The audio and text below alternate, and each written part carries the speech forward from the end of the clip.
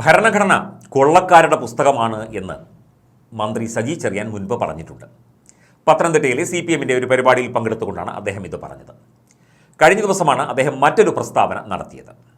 അതായത് ക്രിസ്മസ് കാലത്ത് പ്രധാനമന്ത്രി നരേന്ദ്രമോദി മതമേലധ്യക്ഷന്മാർക്കായി ക്രിസ്ത്യൻ പുരോഹിതന്മാർക്കായി ഒരുക്കിയ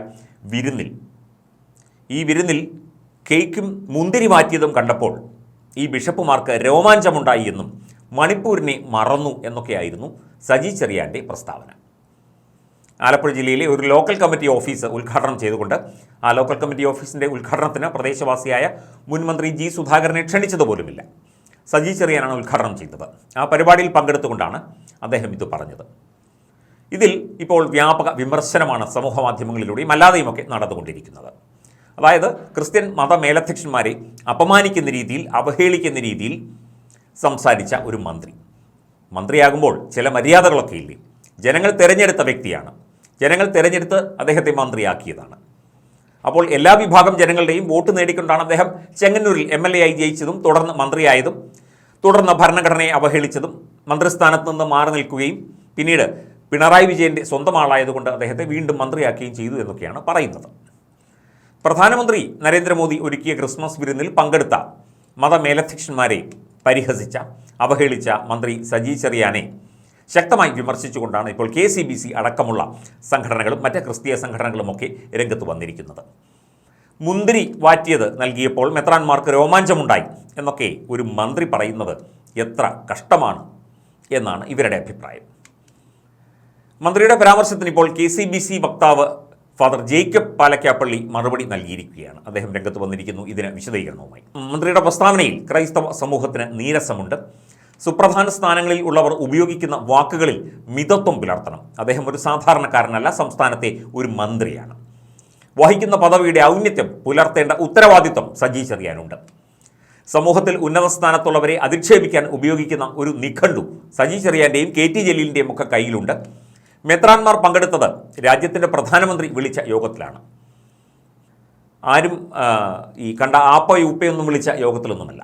സംസ്ഥാനത്തെ പ്രധാനപ്പെട്ട മതമേലധ്യക്ഷന്മാരെ രാജ്യത്തിൻ്റെ പ്രധാനമന്ത്രി വിളിച്ചു വരുത്തി അവർക്ക് കൊടുത്ത വിരുന്ന്, അവർ പങ്കെടുത്ത യോഗം, അതിലാണ് ഇവർ നേരിട്ട് പങ്കെടുത്തത്, അല്ലെങ്കിൽ ഇവരുടെ പങ്കാളിത്തമുണ്ടായത്.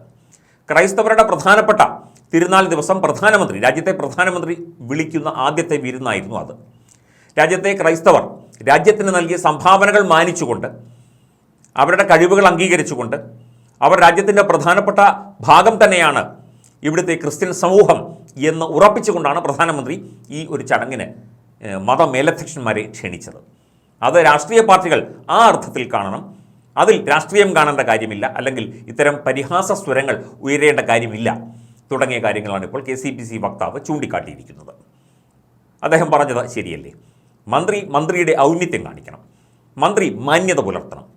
പ്രസ്താവനകൾ നടത്തുമ്പോഴും കാര്യങ്ങൾ പറയുമ്പോഴും അത് ആരെക്കുറിച്ചായാലും, ഏത് സമൂഹത്തിൽ ഉള്ളവരെക്കുറിച്ചായാലും, ക്രിസ്ത്യൻ സമൂഹമായാലും മുസ്ലിം സമൂഹമായാലും ഹൈന്ദവ സമൂഹമായാലും, അല്ലെങ്കിൽ ഒരു സാധാരണ വ്യക്തിയാണെങ്കിൽ കൂടി അയാളെക്കുറിച്ച് ഒരു അഭിപ്രായം പറയുമ്പോൾ മന്ത്രിയുടെ നിലവാരം പുലർത്തണം എന്നുള്ളതാണ് ഇപ്പോൾ KCBC ചൂണ്ടിക്കാട്ടിയിരിക്കുന്നത്.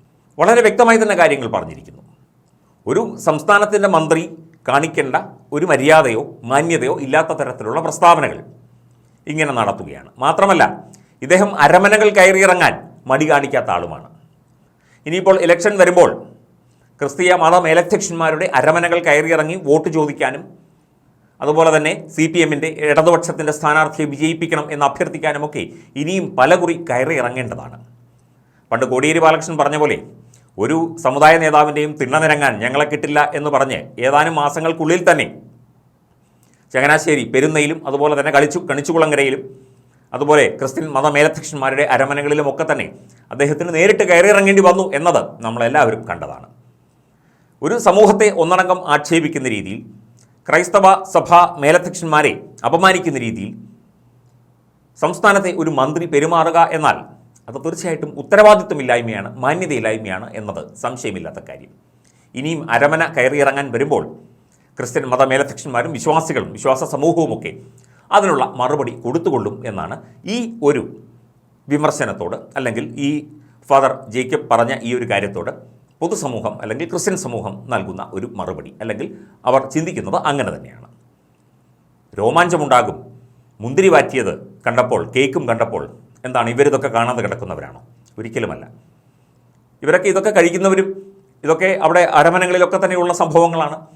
ക്രിസ്മസിനോടനുബന്ധിച്ചുള്ള ചടങ്ങിൻ്റെ ഭക്ഷണത്തിൻ്റെയൊക്കെ ഭാഗമായിട്ട് ഇതൊക്കെ അവർ കഴിക്കുന്നതൊക്കെയാണ്. പ്രധാനമന്ത്രി നരേന്ദ്രമോദി കൊടുത്തതുകൊണ്ട് അതിൽ രാഷ്ട്രീയവും വർഗീയതയും കാണുന്ന, അല്ലെങ്കിൽ മണിപ്പൂരിനെ മറന്നു എന്ന് പറയുന്നത്, മണിപ്പൂരിലെ കാര്യം തന്നെ അവാസ്തവമാണ്. അവിടെ രണ്ട് ഗോത്രവിഭാഗങ്ങൾ തമ്മിലുണ്ടായ പ്രശ്നങ്ങളാണ് ഈ വലിയ പ്രശ്നങ്ങളിലേക്ക് എത്തിയത്, വലിയ പ്രശ്നമായി ആളിക്കത്തിയത്. അതിനെ ക്രിസ്ത്യൻ സമൂഹവുമായി ചേർത്ത് വെച്ചുകൊണ്ട് തെറ്റിദ്ധാരണ പരത്തുന്ന ഒരു പ്രസ്താവന കൂടിയാണ് മന്ത്രി സജി ചെറിയാൻ നടത്തിയത് എന്നത് മറ്റൊരു കാര്യം. എന്തായാലും ഇനി അരമന കയറി ഇറങ്ങാൻ വരട്ടെ, അതിനുള്ള മറുപടി അവിടെ വെച്ച് ക്രിസ്ത്യൻ മതമേലധ്യക്ഷന്മാർ തന്നുകൊള്ളൂ.